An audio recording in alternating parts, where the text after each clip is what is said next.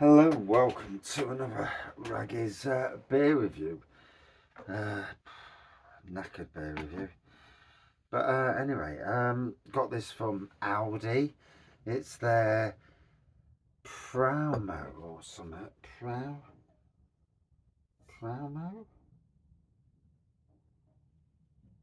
Can't even make out how you say it.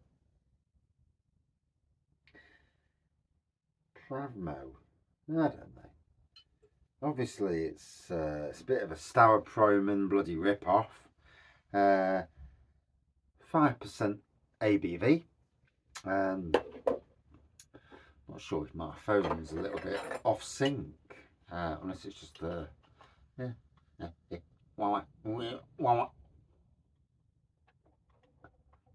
okay, is what it is. So, strange aroma on the nose, if I'm being honest. So here we go. It's been a long day. I've been mowing all day. I'm absolutely bolaxed. Started at 7:15 working. I got to just after 5 o'clock and I just literally couldn't do any more. I was knackered. And then I still had to drive back to my other base. So nearly 6:15 before I actually left work. So yeah. So not far. Yeah, 11-hour day. All good fun. So as we can see, there's a golden pour on this with a centimetre and a bit of white head. Obviously, it's a bit of a rip-off of Staropramen. I'm trying to actually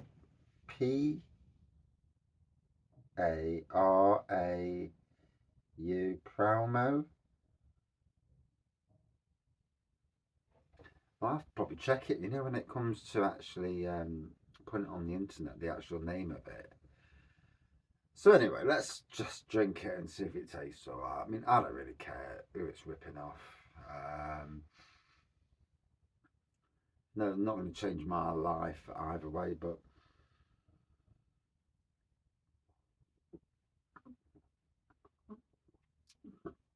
the aroma at first didn't smell particularly enticing, but now it smells just lager malty.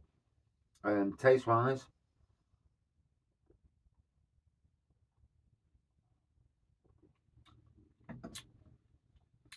yeah, unlike that Boa one, I had the Cobra one the other day, and that had a right nasty sweet taste to it. But this is actually tasting pretty okay, to be fair. Like I say, the golden pour, good carbonation going off, and oh my legs. So I've been pushing the mower for 4.5 hours, having to really push the bloody thing. And then I went on to the ride-on mower. So I went on the ride-on mower, and then I went back on push mowing after the hours at work. And next door's garden, their bloody mower. Oh God, kept fucking dying, and they had to push it, and the grass is really thick because obviously at the moment, with the rain we've had in the country this spring, the grass is ever so flipping thick, and it just wasted me. I was just absolutely knackered. A lot of stuff going off mentally at the moment. We've had some issues this week. Always issues, isn't there? This is an issue that shouldn't have even occurred in the first place. Bit of stupidity on somebody's side of things, and yeah, he won't do it again. Bloody arse kicked if he does. But nonetheless, stupidity. We all make mistakes, and if you can see the mistakes you've made, learn and not do it again. Even now, make mistakes, or what I presume to be my mistake. Like so, I've got 2 mowers at work, and they've both needed work doing on them. One needed welding doing, and I listened to the mechanic because it's always interesting. Sometimes stuff breaks and it's not your fault whatsoever. And then you listen to what they say and you think, what can I do to obviously you're mowing, simple as that. It's a bloody mower. Shit happens. What can I do to stop the issues, or from, as much as you can? And I've changed the way I do mowing. Yeah, still, press the pedal and go forward like that, but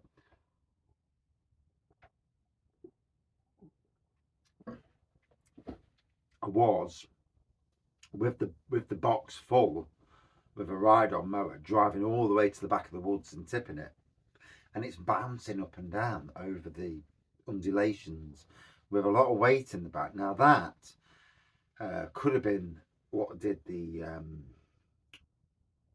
weld, or it could just be the fact that these mowers just aren't made like they should, and this thing shouldn't have happened. But I don't want it to happen again, because if it does, then it's on my head, be it. So when I tip now, what I do now when I'm mowing, and you can always adapt, you're always learning. So now what I've done, I've got a sweeping attachment on the back that's sweep. So you've got a front deck that does the mowing, the back bit that sweeps it up into the collection bit. So the collection bit now is on so there's a setting from 1 to 8. The back's on setting 4. The front, I've been having it today on setting 2. So what's happening is it's not picking up, it's only picking up about 60% of the grass. The other part of the grass is laying on the surface to feed the grass in. You can't see it, but it's there, and it's a clever way of feeding the grass, but it's being swept into the grass as it's going along. Yeah, so I'm only taking off the excess, as it were. And then I'm tipping it and then loading it into a wheelie bin. So I'm not going over undulating ground. I'm not lifting the back up and bouncing along. So that I've changed how I do things, and it's tasting pretty good actually. So we're going to give it a bit of an air test, see how it goes. This is one of them beer reviews where I talk, and it's more of a chat. And in the future, I'm going to add that into beer reviews, where if it's beer review, just a beer review, maybe with the odd tangent, fair dues. But if it's a beer review and I chat about life and loves and whatnot, then it will be on that. And then people say, well, you're chatting shit. And I'm like, it did say chat, You can't please everyone anyway, can you? I've learned that in life. You can't please everyone.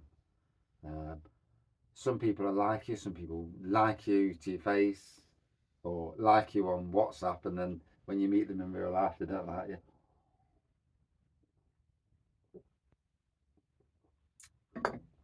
I've learned that. And the same at the other workplace now. We've got 3 lawns at the Cockcliffe workplace. 2 lawns, super flat. There's no issues. The other lawn, the other main lawn, the other big lawn, it's got some undulations in, and I'm worried about the undulations causing the mower to. The previous mower, the drive shaft went on the mower. Now we've only had the mower 2.5 years. It's had some good usage, but 2.5 years is not a great span in the life of a mower. Commercial mowers do not have a lifespan as much as normal mowers. But 2 years is shit on that side of things.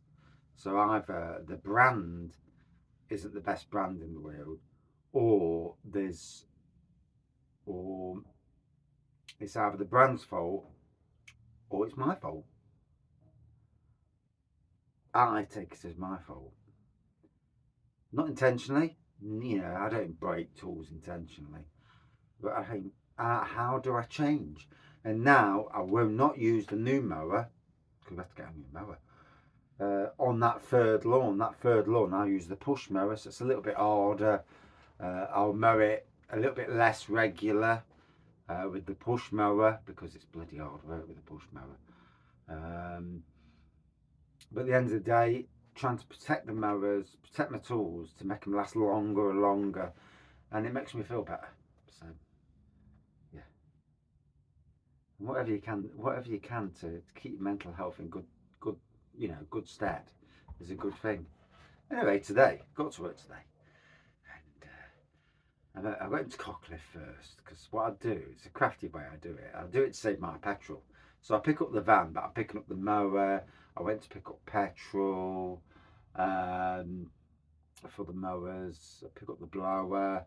So I'm transporting tools. So I did it all in my car for nearly a year and a half, 2 years. But at the end of the day, you shouldn't be doing it in your car anyway. My car's not a works van, but did it because that's the only way of getting the stuff from one side to another. Didn't please, obviously, the wife, didn't please the car. And I got to work, and there's 2 rabbits sat on the edge of the bed. So we've got this hump with an old tree where it used to be. And there's 2 rabbits sitting there looking at me, and I'm like, fucking hell, cheeky bastards. They are sitting there, just looking up like that. And the next minute, 3rd little rabbit comes out, and they're all doing this. It's like, fucking hell. As soon as I opened the door, they all shot in like, but that was ever so funny.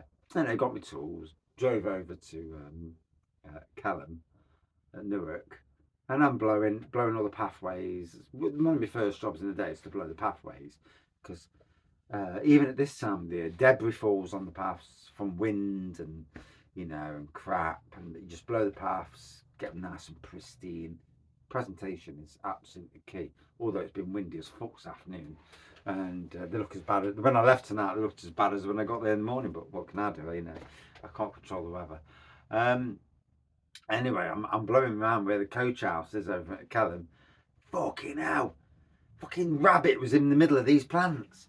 Fucking shot out. I thought it was a rat. I did. A bloody little thing shot out, walks out, and then it's sat in a tree base. So you imagine a tree, you got grass around it. We dig out the base, so it's lovely. It's all about presentation and work. And then this tree base, this rabbit's there. Next minute, he's shot off again. Anyway, I'm talking to the handyman. Next minute, this rabbit fucking sneaks back into where the coach house is. Anyway, tonight, just before finishing, I walked into the coach house, and just being nosy, looking at the plants, and this rabbit is actually not fast asleep in between my plants. Bless its little cotton socks. And even though they pee me off because they're eating some of my plants, I'm not. I'm a animal lover, apart from bloody pheasants that attack you. So this pheasant, for weeks, it's been attacking us. You go up and you say hello. I've posted on Facebook videos of it on my private Facebook. And there he is. He's walking along with me. Next minute, he's trying to attack the mower. And I thought, maybe he don't like the noise of the mower. Anyway, he started to get a bit violent. And it got to the stage where I daren't walk round the back. I couldn't be done with it. One day I was bringing wood out of the van, and the fucking thing was trying to peck my legs. And I'm losing my temper. I'm like, fuck off. And, I don't hurt animals. And my workmate, he went through about 3 times, and he's obviously got more of a temper than what I've got. And he gave the pheasant a right good kick up the arse, and that pheasant's not come back since. But I'm sure he's next door in the Chinese garden, and he's walking around with a bit of a hobble now, but he's keeping away. So he's learnt his lesson. And to be fair, should keep away anyway, and shouldn't be attacking humans. You get the wrong human, you're going to be dead anyway. So, or shot or whatever, So. Yeah, wild animals, silly buggers.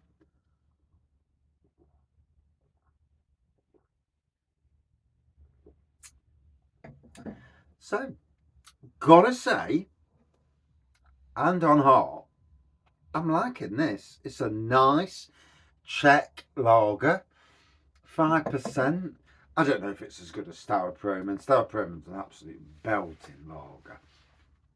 But it's certainly got that Prava, Staropramen type thing going off. Although Prava's 4% Staropramen, which that looks like, is 5%. It's like more of a wheeled premium lager sort of thing.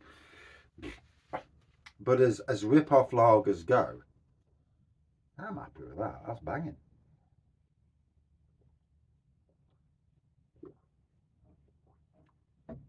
And after a long day at work, with the physical aspect of work and also the mental, got to me, because what you've got to realise is human bodies, you can be as much affected physically by mental stuff as well as physical stuff. So you can do a hard day's work, but a hard day's work in a situation where the mental side of it is also tough can also drain and zap you mentally and physically. And if you didn't know that, I mean, I'm sure most people do know that, but yeah, today's one of them days. Lots of an issue that shouldn't, like I said, shouldn't be going ahead. It's gone ahead, and hopefully it's a lesson learned.